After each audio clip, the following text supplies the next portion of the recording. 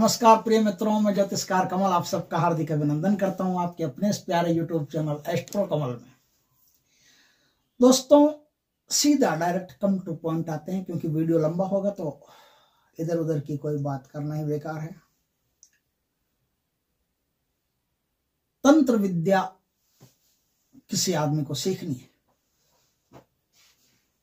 5 minute में परी की बात तो अलग है।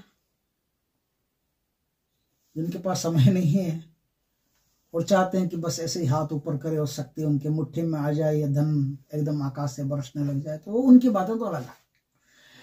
लेकिन तंत्रोक्त तरीके से आपको तंत्र विद्या सीखनी है और शुरू से शुरू करना है, जीरो से शुरू करना है।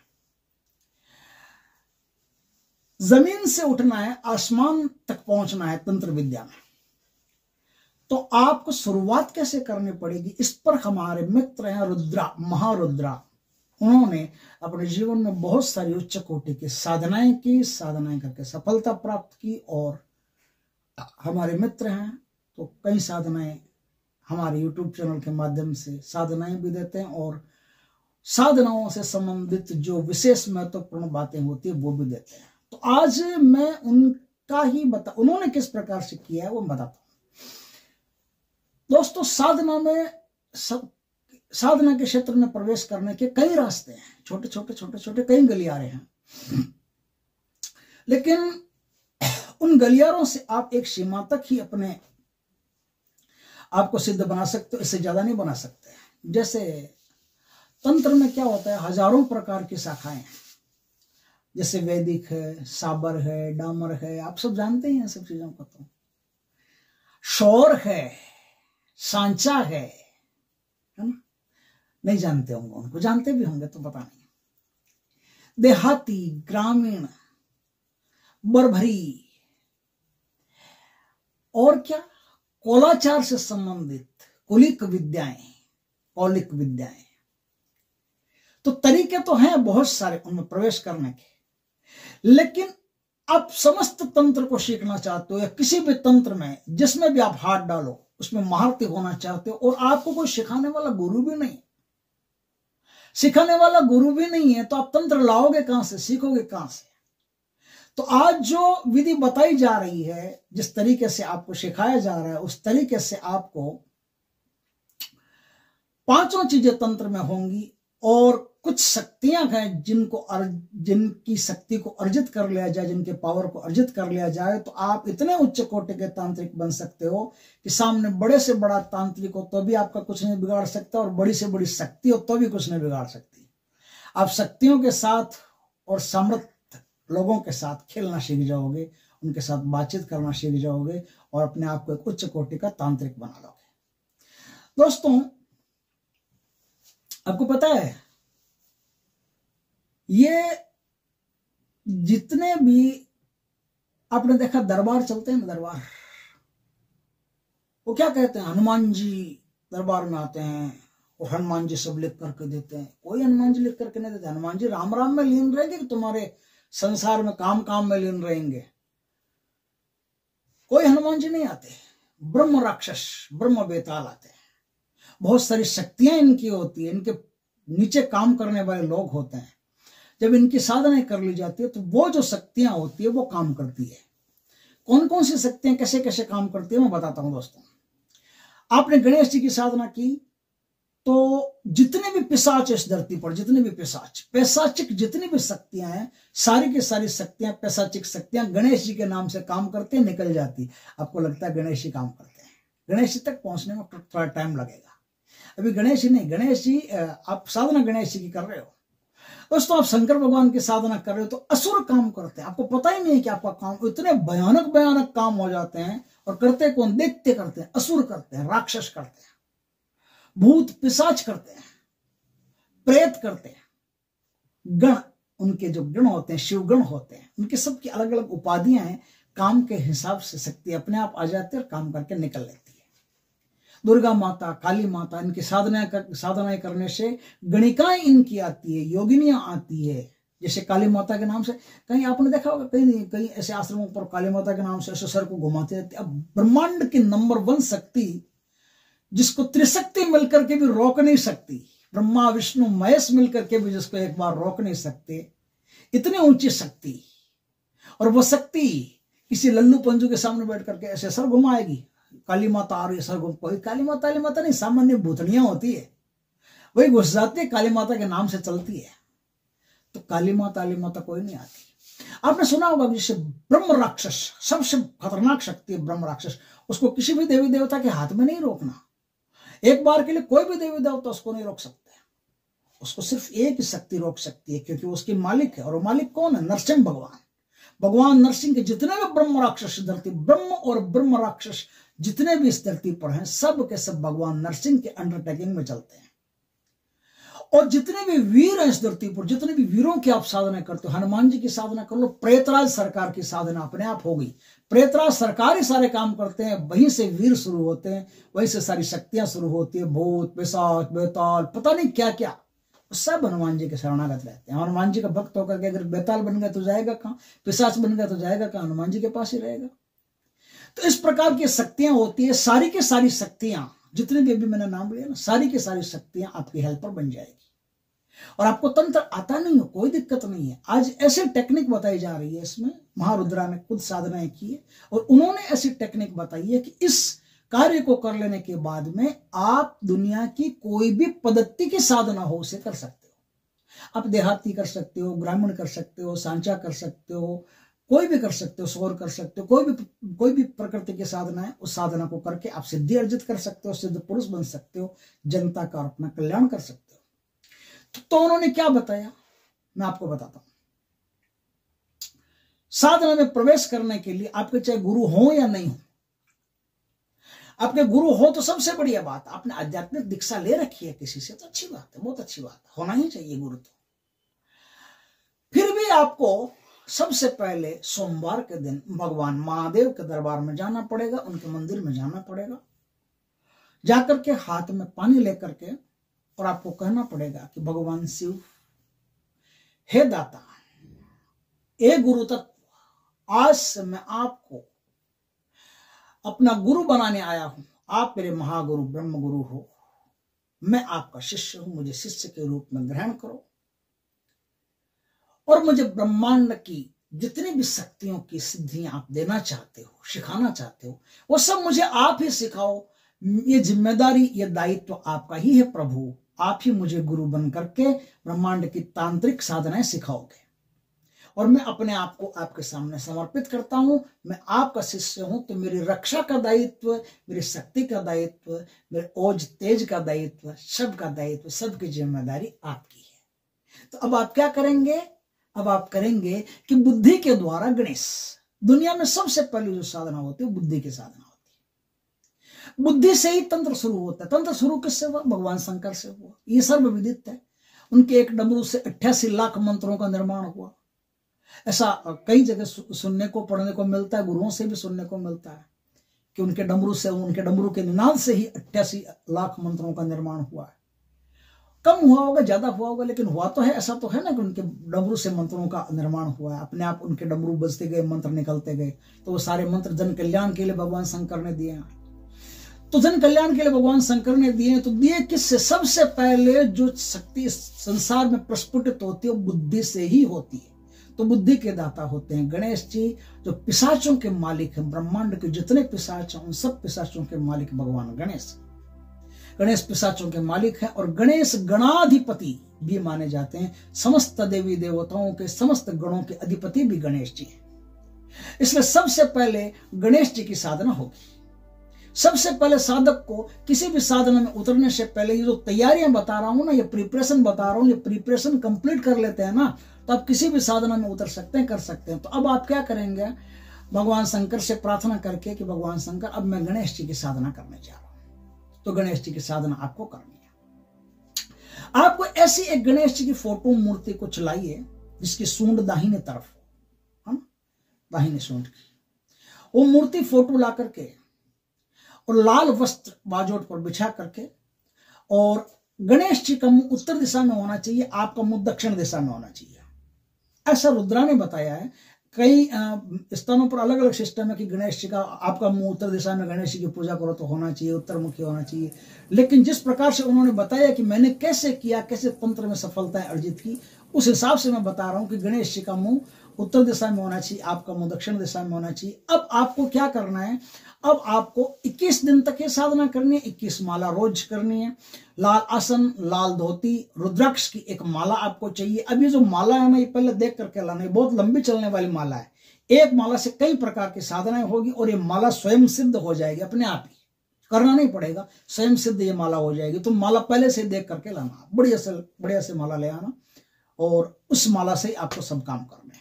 अब आपको क्या करना है, आपको रात्रि काल में 11 बजे के आसपास से बैठ करके साधना शुरू करना है। अपने घर में कर सकते हो, किसी भी मंगलवार के दिन से कर सकते हो, बुधवार के दिन से कर सकते हो, गुरुवार के दिन से कर सकते हो, चतुर्थी के दिन से कर सकते हो।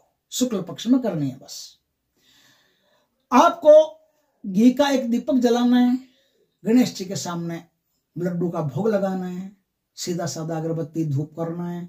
धूप अगरबत्ती करके उसके बाद में ओम गम ग्लौम गणाधिपतये नमो नमः इस मंत्र का आपको 21 माला का जाप करना है। 21 दिन तक करना है। 21 दिन तक 21 माला का जाप कर लिया आपने एक चरण पूरा कर लिया, एक काम आपका कंप्लीट हो गया। आप 20% साधनाओं में सफलता प्राप्त करने के लिए, साधना करने के लिए प्रिपेयर हो चुके हैं। चलिए सेकंड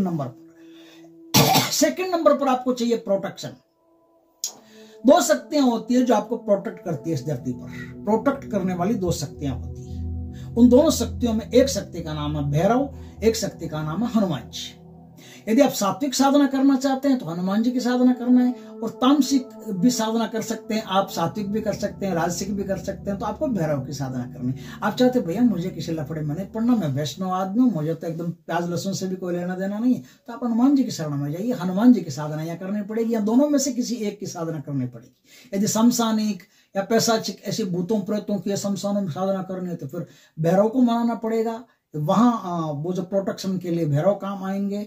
और आप सात्विक साधना करना चाहते हो तो ब्रह्मांड की समस्त शक्तियों पर हुक्म चलाने वाली एक ही शक्ति है जो समस्त शक्तियों को, ब्रह्मांड की बुरी से बुरी शक्ति को रोकने में सक्षम है, तो हनुमान जी की साधना करना पड़ेगी। तो आप भैरव की साधना कैसे करना पड़ेगा ना, दूसरे नंबर पर चलते हैं। आप दूसरे नंबर पर आप भैरव की साधना करेंगे। भैरव की साधना करनी पड़ेगी आपको किसी भी कृष्ण पक्ष की अष्टमी के दिन से। रात 11:30 बजे से साधना आपको करनी है। ये प्रोटेक्शन पहले तैयार हो जाए आपका, तो रात 11:30 बजे साधना करनी है। और काले कपड़े आपके होने चाहिए, काला ऊन का आपका आसन होना चाहिए। इसमें क्या है, रुद्राक्ष की एक माला होगी, रुद्राक्ष की माला से दक्षिण दिशा की तरफ मुंह करके आपको साधना करनी है।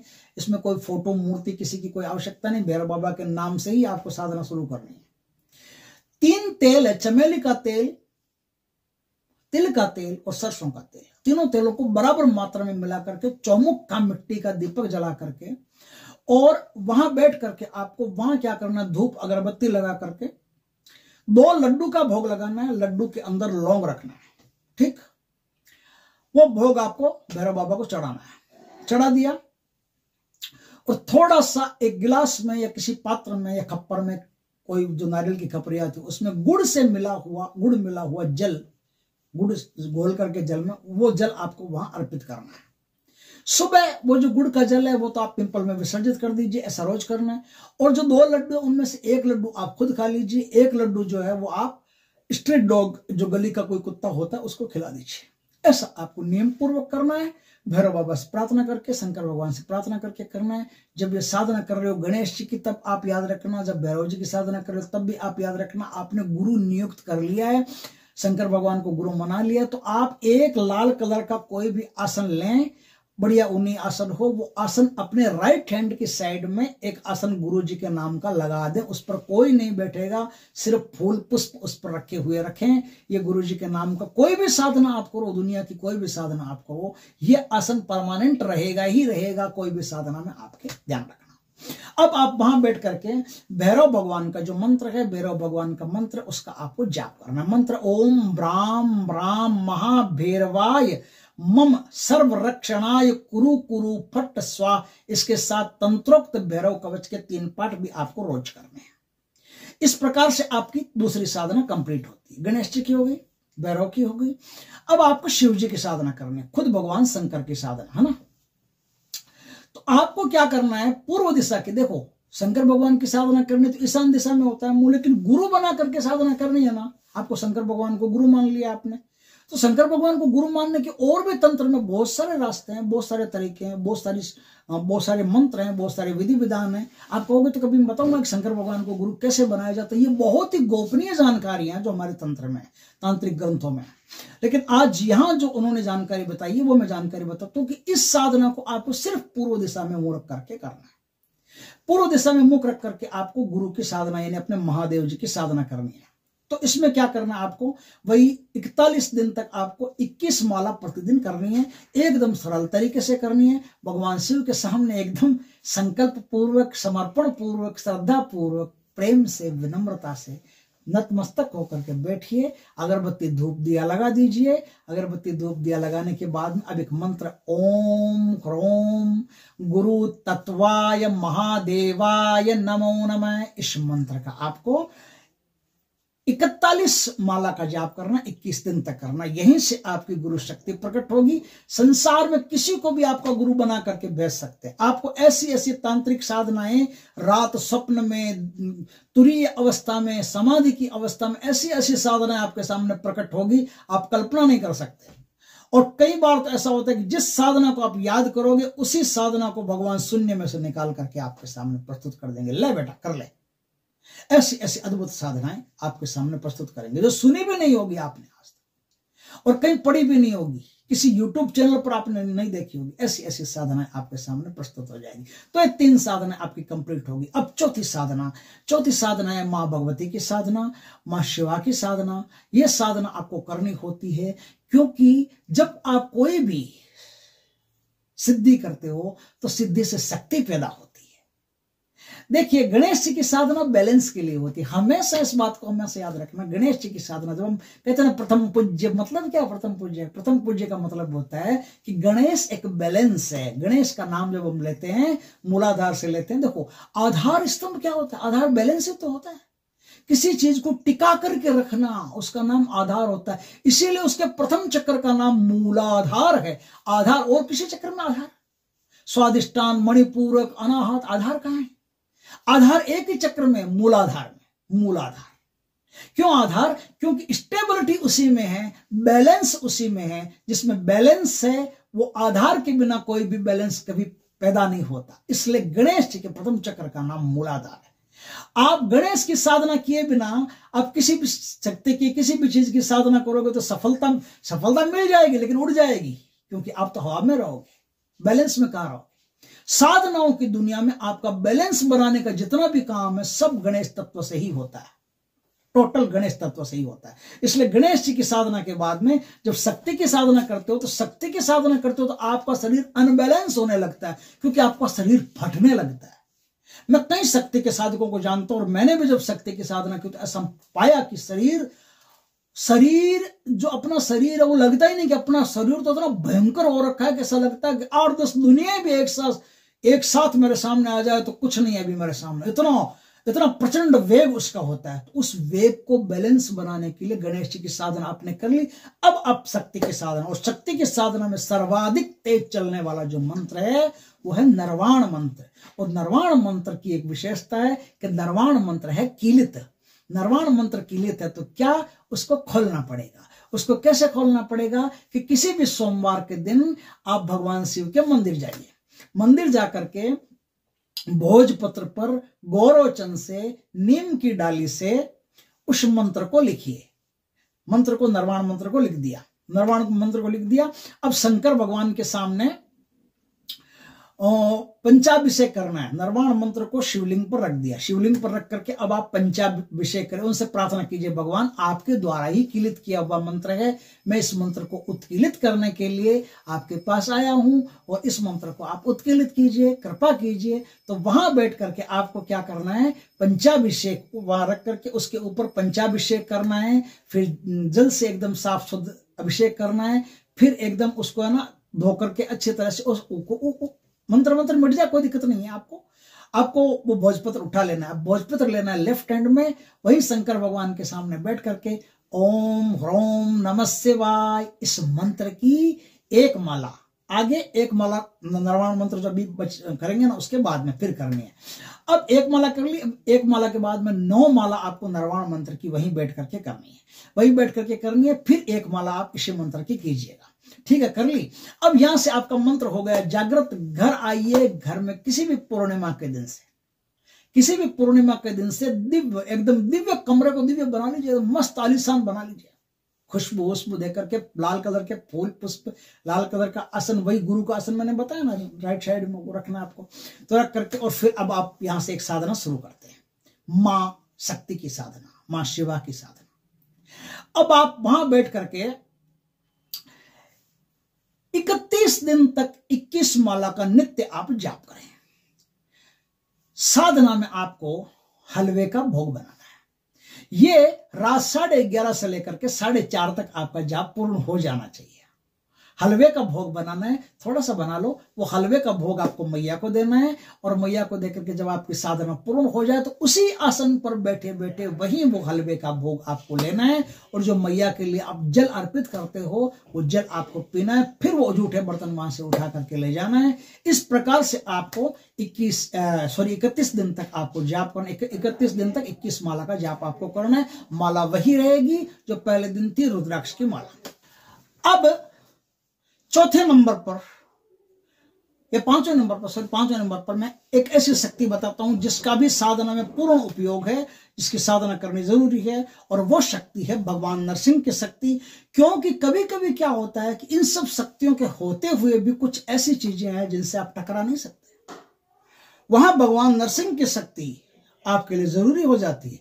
अगर नरसिंह भगवान की साधना आपने की है तो आप तंत्र में सर्वोच्च स्थान प्राप्त कर सकते हैं, क्योंकि ब्रह्मांड की बुरी से बुरी, अच्छी से अच्छी समस्त शक्तियों पर राज करना है तो भगवान नरसिंह की शक्ति भी आपको चाहिए। तो भगवान नरसिंह की साधना अब आपको करनी है, वही माला रहेगी, वही गुरु का आसन वैसे ही रहेगा।